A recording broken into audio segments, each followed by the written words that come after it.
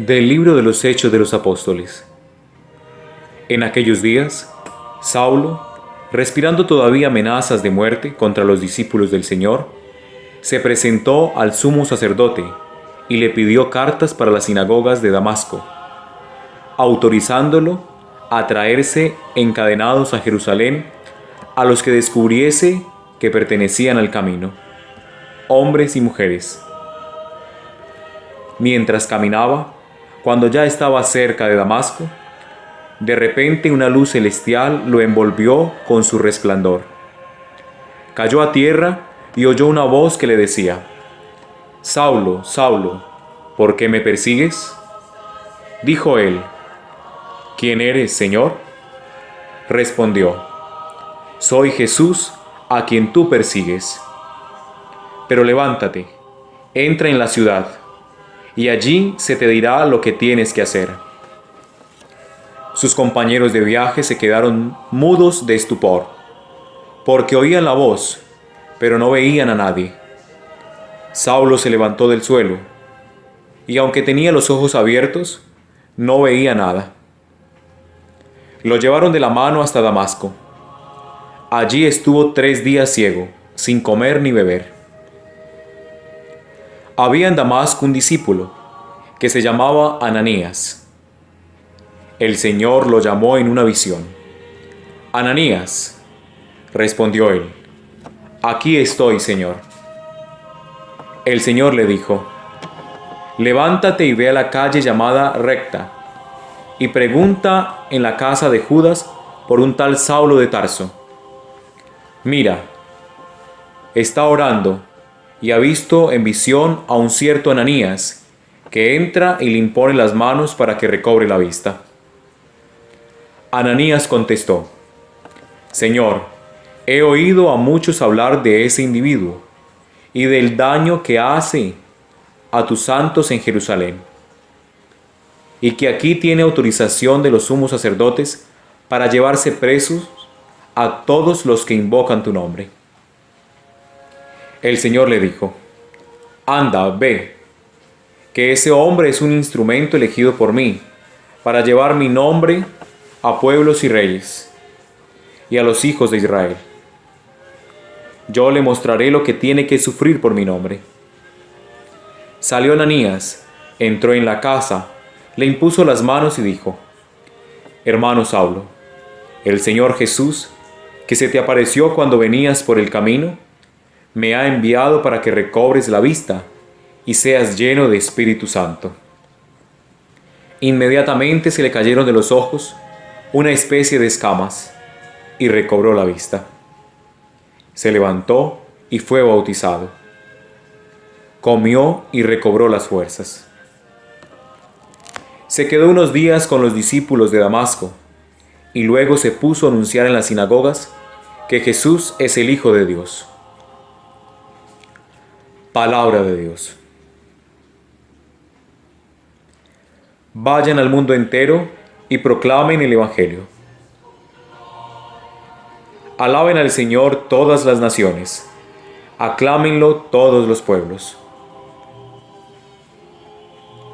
Firme es su misericordia con nosotros, su fidelidad dura por siempre. Vayan al mundo entero y proclamen el Evangelio.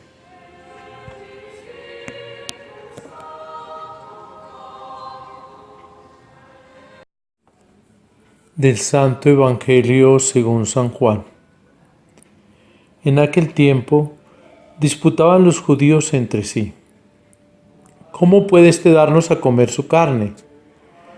Entonces Jesús les dijo: en verdad les digo, si no comen la carne del Hijo del Hombre y no beben su sangre, no tienen vida en ustedes.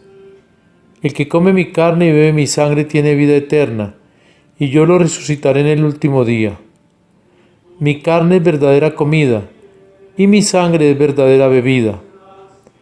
El que come mi carne y bebe mi sangre habita en mí y yo en él. Como el Padre que vive me ha enviado, y yo vivo por el Padre. Así, del mismo modo, el que me come vivirá por mí. Este es el pan que ha bajado del cielo, no como el de sus padres, que lo comieron y murieron. El que come este pan vivirá para siempre. Esto lo dijo Jesús en la sinagoga, cuando enseñaba en Cafarnaúm. Palabra del Señor.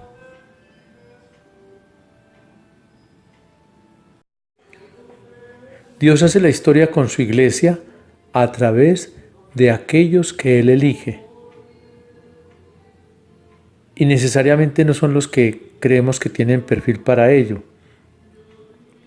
El perseguidor pasa a ser perseguido, y el celo que tenía por la fidelidad a Yahvé Dios se convierte ahora en el celo por Jesús, el Hijo de Dios, el que él reconoce ya como Señor y Salvador. Perseguir al hombre es perseguir a Dios. Señor, ¿quién eres? Aquel a quien tú persigues. ¿Y a quién persigue él? Persigue al hombre. Va persiguiendo a los creyentes en Jesús. Entonces, el que persigue al hombre está persiguiendo a Dios. Y cuando se encuentra el perseguidor con Dios, ¿con quién se encuentra? Con la humanidad misma, de la cual se convierte en servidor para anunciarle el Evangelio. La historia de Saulo de Tarso es única. No podríamos esperar que siempre fuese así la historia. Dios utiliza sus métodos, podríamos decir copiando la famosa poesía de Mi Cristo Roto. Él usa la mano derecha para salvar a unos y la mano izquierda para salvar a otros. Pero con todos esos hace la historia de fidelidad y de amor para salvar al hombre. Ese hombre que necesita precisamente descubrir que Dios está en medio de él y que Dios habla para ser escuchado, como lo escuchó Saulo. Y Jesús ya ha hablado y nos ha dicho que Él es el pan que da la vida. Esa palabra ya ha sido pronunciada. Él da vida al que come su carne y bebe su sangre. Y Él quiere vivir intensamente en nosotros para que nosotros vivamos en Él. De manera que creer en Jesús como pan eucarístico es creer precisamente en la presencia gratuita de Dios en la humanidad. Hay cosas que van contra la razón. Sí, y la sinrazón de Dios es lo que el hombre no entiende. Y con la razón uno puede creer, uno puede ver, pero la voluntad de Dios se sitúa a través de los hechos que son irracionales para el hombre. Eso es lo que nos pasa con la Eucaristía, que es el sacramento de la presencia real de Cristo, verdadera y esencialmente presente con su humanidad, divinidad, cuerpo y sangre y alma, para dársenos a nosotros. Racionalmente y científicamente esto no es posible entenderlo. Hay que entenderlo desde la razón. Y entonces puede haber mucho dogma, pero si el dogma no tiene la fe, queda corto. Porque aquí lo importante es entender la sinrazón de Dios en la fe nuestra, que no es la lógica nuestra. Y la Eucaristía es la que hace la Iglesia, es la base de la Iglesia, es la vida de la Iglesia. Nos lo dirá el Beato Pablo VI, tanto a nivel individual, parroquial, diocesano y universal, lo afirmaba él. Ahora bien, la Iglesia vive y crece con la Eucaristía en medio de las persecuciones, en medio de los crímenes, en medio de las calumnias. Todo eso que hoy seguimos viviendo, bien de parte de la cleriquesía, bien de parte de los fieles. Se sigue siendo escándalo para el mundo. Pero la Iglesia sigue creciendo, aún en medio de todas esas situaciones difíciles. Entonces Jesús nos llama para darse a Él como pan de vida. Es algo necesario y vital. Es necesario el pan para vivir. Es algo cotidiano. Jesús quiere hacerse cotidiano para nosotros. La comida es prioritaria, es necesaria. Jesús se quiere hacer necesario y prioritario para nosotros.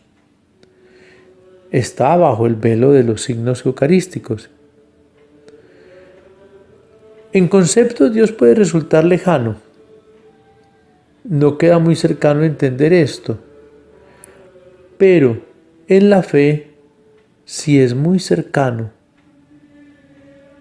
Los conceptos nos pueden alejar de Dios y nos queda muy cercano en la realidad de la Eucaristía. Y en la Eucaristía se va divinizando la misma Iglesia, porque a lo material se le comunica la gracia del Espíritu y en la Eucaristía la materia es trascendida. El pan deja de ser pan y el vino deja de ser vino. Acerquémonos pues a la realidad del cuerpo de Cristo, que no tiene explicación científica y humana. Solo desde la fe nos acercamos a la realidad de aquel que quiere vivir entre nosotros.